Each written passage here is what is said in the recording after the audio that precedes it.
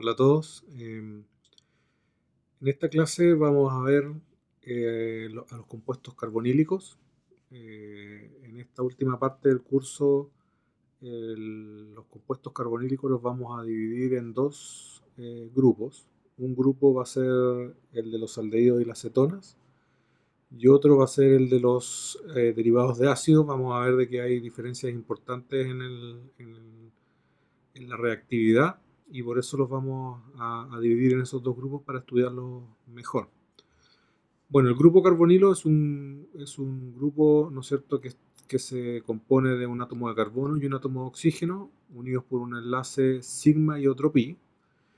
Y a diferencia de lo que es el enlace carbono-carbono doble enlace, en el enlace carbono-oxígeno del carbonilo existe una diferencia importante de electronegatividad entre los dos átomos, y por lo tanto la distribución de los electrones es bastante distinta que en el caso de los alquenos, ¿no es cierto? En el caso del doble enlace carbono-carbono. ¿Okay? Este grupo carbonilo nosotros lo podemos encontrar formando una serie de grupos funcionales, ¿no es cierto?, en donde lo que cambia son los grupos que están unidos al átomo de carbono, ¿ya?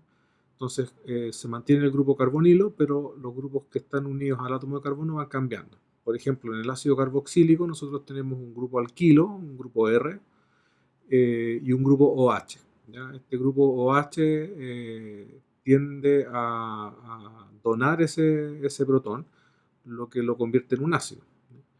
Los ésteres, por otra parte, reemplazan a este hidrógeno por un segundo grupo R, ¿ya? Y en el caso de los anhídridos, el grupo R es específicamente otro grupo acilo, es decir, otro grupo carbonilo con un grupo alquilo, digamos, posterior.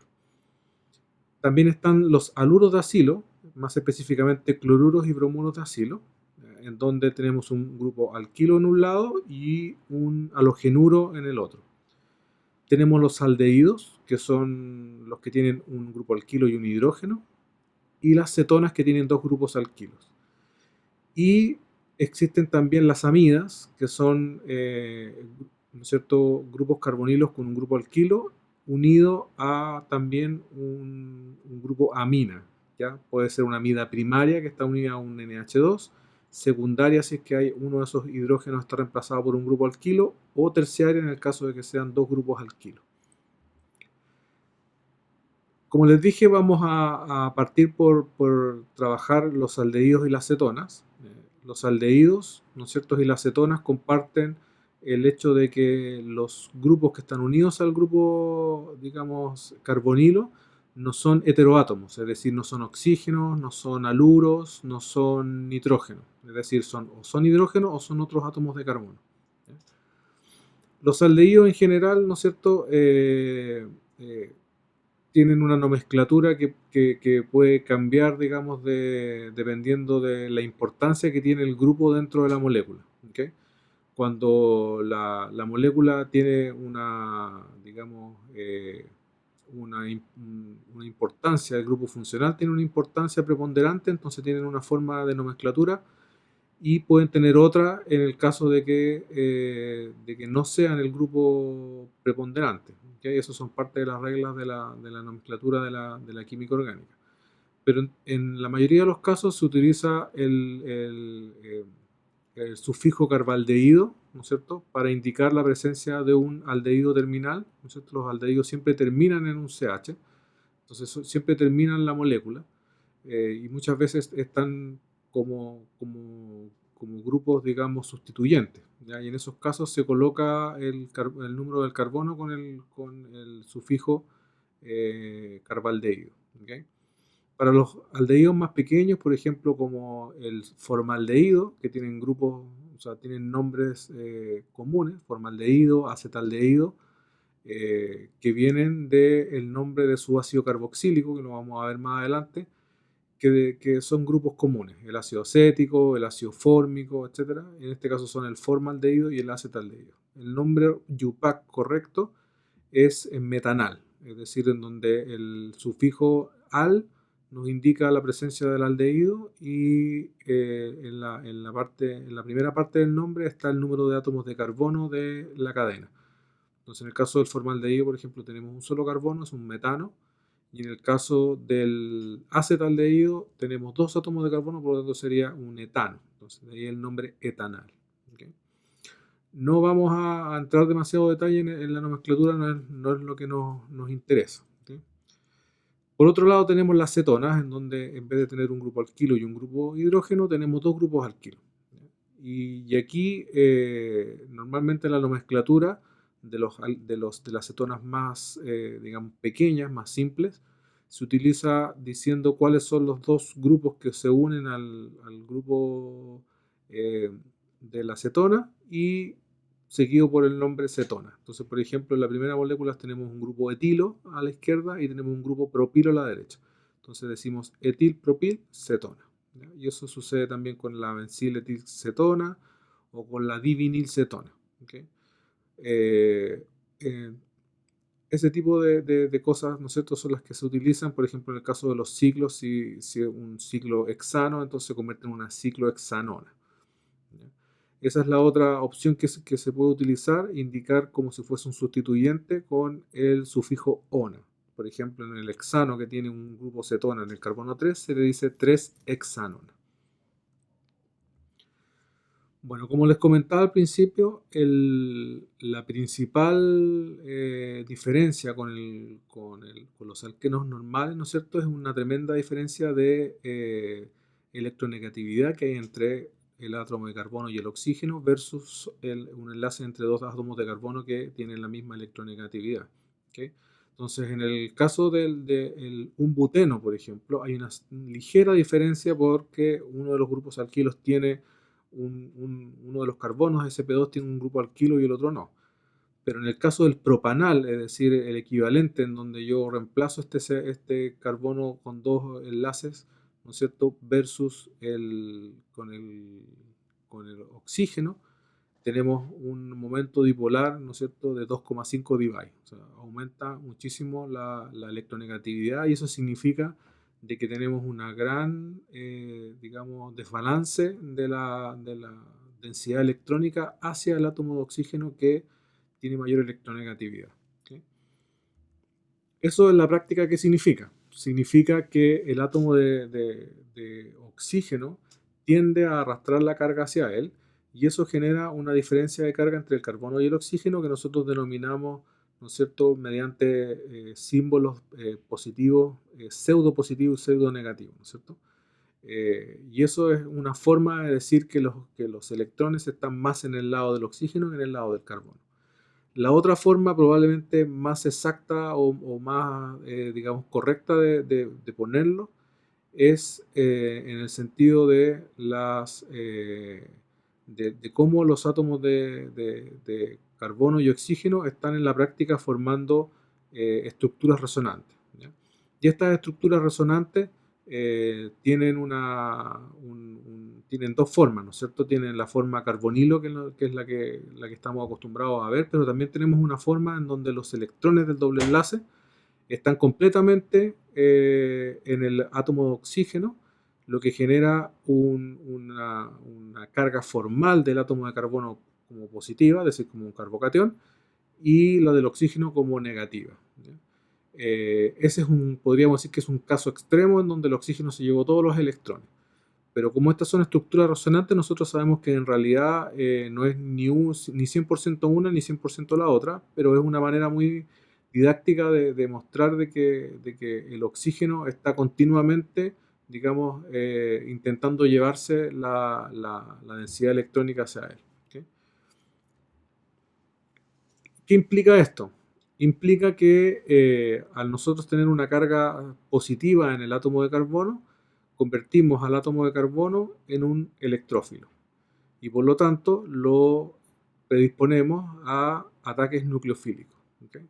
Entonces, cuando un grupo carbonilo está en presencia de un nucleófilo, lo que sucede es que el nucleófilo ataca, ¿no es cierto?, al grupo carbonilo y los electrones del doble enlace del enlace pi pasan hacia el átomo de oxígeno, formando una estructura tetraédrica, ¿ok? Que es la que se muestra, ¿no es cierto?, a la derecha.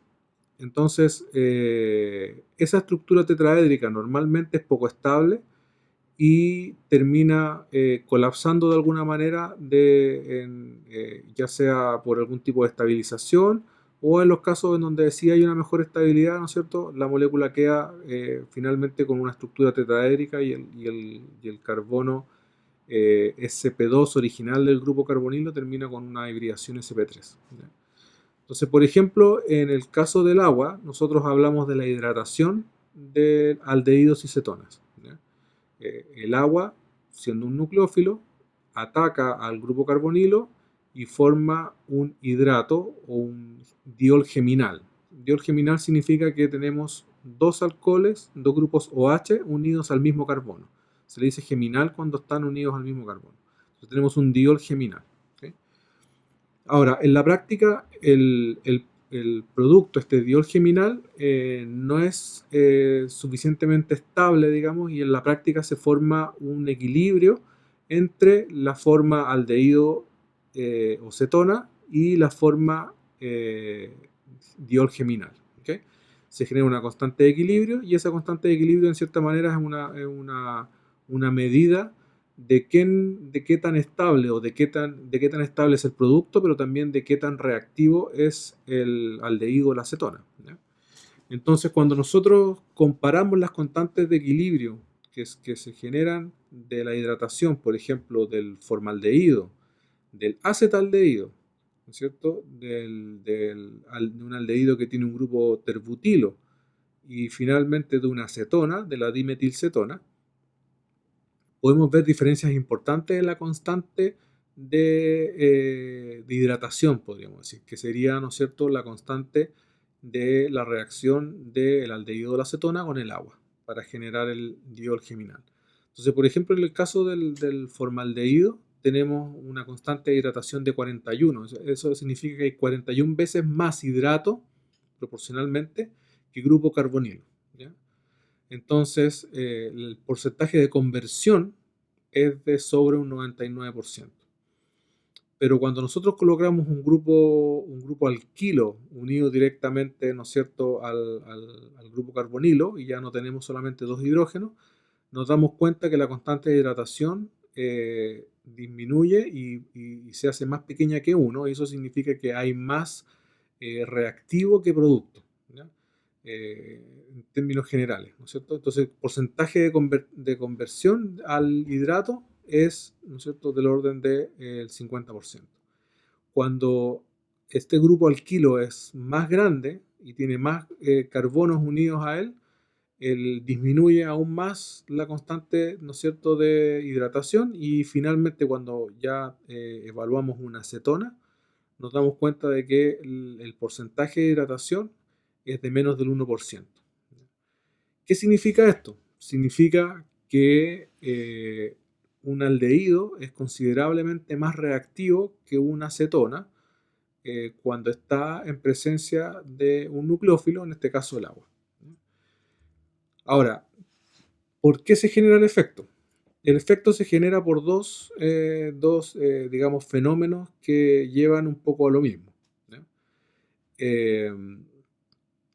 Primero, hay una estabilización del grupo carbonilo por presencia de los grupos alquilos. Tenemos que pensar de que el grupo carbonilo, de cierta manera, se está comportando como un carbocatión. Es decir, el carbono, que es el que va a ser atacado por el nucleófilo, se está comportando como un carbocatión, y nosotros sabemos que los carbocationes más estables son aquellos que tienen más grupos alquilo unidos a él. Entonces, cuando nosotros comparamos el formaldehído, que no tiene ningún grupo alquilo unido directamente al carbono, el acetaldehído, que tiene un grupo metilo, y la acetona, que tiene dos grupos metilo, nos vamos a dar cuenta que en la práctica lo que estamos haciendo es estabilizar la carga positiva del átomo de carbono unido al aldehído. Entonces estamos estabilizando un carbocatión de cierta manera. Y al estabilizar el carbocatión lo estamos haciendo menos energético y por lo tanto menos reactivo. Eso es por una parte. Y por otra parte está el hecho de que el producto, que es un compuesto tetraédrico, va a ser menos estable a medida que sean más voluminosos los grupos que están conviviendo ahí en ese carbono tetraédrico. Entonces, en el caso del formaldehído, solamente tenemos 2 hidrógenos más los 2 OH, mientras que en el grupo del acetaldehído ya tenemos un grupo metilo, y en el caso de la acetona tenemos 2 grupos metilo que están unidos a ese átomo de carbono, más los 2 OH que se están repeliendo porque ambos tienen pares de electrones, ¿no es cierto?, en sus orbitales. ¿Okay? Entonces, cuando nosotros desestabilizamos muchísimo el carbono, ¿no es cierto?, del carbonilo, como en el caso de la hexafluoracetona, en donde nosotros al colocar grupos fluoruro estamos, ¿no es cierto?, sacando carga del sistema, y por lo tanto el carbono se ve muy afectado por la presencia de estos grupos, se ve muy desestabilizado, y en ese caso la constante de equilibrio a la hidratación es de 22.000, es decir, hay una desestabilización importante del grupo carbonilo, y por lo tanto de una estabilización importante del grupo del diol geminal. ¿Okay? Ahora, ¿cuál es el mecanismo por el cual sucede la hidratación? Como habíamos dicho, en la hidratación, ¿no es cierto?, o en cualquier adición nucleofílica al grupo carbonilo, nosotros vamos a tener un nucleófilo, y este nucleófilo va a atacar al carbono, que es la parte electrofílica del grupo carbonilo, ¿no es cierto?, es el punto en donde, ¿no es cierto?, el nucleófilo ataca. Y el OH entonces ataca al grupo carbonilo, y el grupo carbonilo libera los electrones del enlace doble, o sea, del enlace pi, y se los entrega al oxígeno, se los lleva al oxígeno, y se forma la estructura tetraédrica, ¿no es cierto? Si el que está atacando, por ejemplo, nosotros sabemos que en agua, ¿no es cierto?, el agua va a tener una cierta cantidad de grupos OH y de protones en una disociación natural del agua, ¿no es cierto?, una constante de autodisociación. Y eso significa que hay iones hidróxido en agua. Cuando nosotros escribimos el mecanismo utilizando el ion hidróxido, el ataque del nucleófilo lleva a una forma neutra del nucleófilo unido al grupo carbonilo, pero el oxígeno, que es el que recibe los electrones, queda con una carga negativa. Y esa carga negativa se estabiliza al capturar un protón del sistema, específicamente de otra molécula de agua, lo que regenera al ion hidróxido. Y ahí nos damos cuenta que en realidad lo que se consume es una molécula de agua, se regenera el ion hidróxido, y por lo tanto estamos, ¿no es cierto?, en presencia de un catalizador. Es decir, el hecho que nosotros utilicemos ion hidróxido cataliza la reacción de hidratación. ¿Okay? Entonces, el mecanismo, cuando lo vemos desde el punto de vista energético, tenemos, ¿no es cierto?, los reactivos, tenemos un estado de transición en donde el oxígeno del grupo OH empieza a acercarse al grupo carbonilo en la medida de que el enlace, ¿no es cierto?, pi empieza también a traspasarse hacia el oxígeno.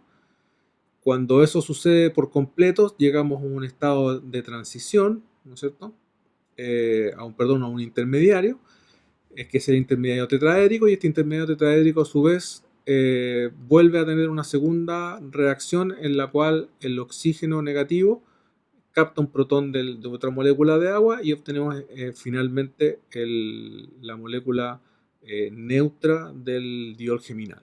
¿Okay?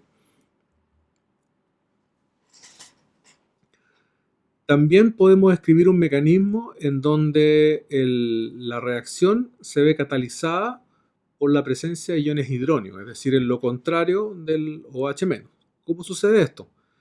En el caso de la catálisis por ácido, mediante ácido, lo que sucede es que el oxígeno en una primera etapa capta un protón del medio, generando un carbonilo, digamos, protonado, y este carbonilo protonado, al perder parte de sus electrones en la formación del enlace con el nuevo hidrógeno, queda con una carga positiva, lo que hace que el grupo carbonilo pueda o requiera, digamos, el oxígeno, llevarse la carga mucho más fácilmente que cuando está el carbonilo, digamos, sin protonar. ¿Ya? Recordemos que la reactividad del grupo carbonilo se debe a la presencia de esta electronegatividad que hay entre el oxígeno y el carbono. Y lo que nosotros hacemos al captar un protón del medio es exacerbar esta necesidad que tiene el átomo de oxígeno por recuperar carga. ¿Ya? Entonces, al protonarlo, lo hacemos, al átomo de oxígeno lo hacemos que tenga mayor necesidad de captar estos electrones, y cuando la molécula de agua, que no es tan buen nucleófilo como el OH, se acerca al grupo carbonilo, el oxígeno rápidamente recupera su carga, lo que cataliza la reacción y obtenemos, ¿no es cierto?, un estado, un intermediario en el donde el agua, con un oxígeno positivo, está unida ahora al carbono del grupo carbonilo, que ahora está con hibridación sp3, y el oxígeno, ¿no es cierto?, ya tiene su protón porque lo había captado con anterioridad, ¿no es cierto? Recordemos que en el mecanismo anterior con base, ese protón, ¿no es cierto?, lo tuvo que captar después, ¿ya? Y aquí en un tercer paso, lo que sucede ahora es que la molécula tiene un hidrógeno de más, porque lo que atacó fue la molécula de agua y no la molécula de OH-, y por lo tanto tiene un hidrógeno de más, tiene una carga positiva en el átomo de oxígeno, y eso se estabiliza por una captación de uno de los protones de este oxígeno positivo por una molécula de agua del medio, lo que regenera al ion hidronio, ¿no es cierto? Y nos damos cuenta de que hubo una catálisis ácida, y en donde se consumió realmente una molécula de agua en la molécula. ¿Okay? Ahora, el producto es exactamente el mismo que en la situación anterior, ¿no es cierto? Tenemos como producto final el diol geminal en ambos casos.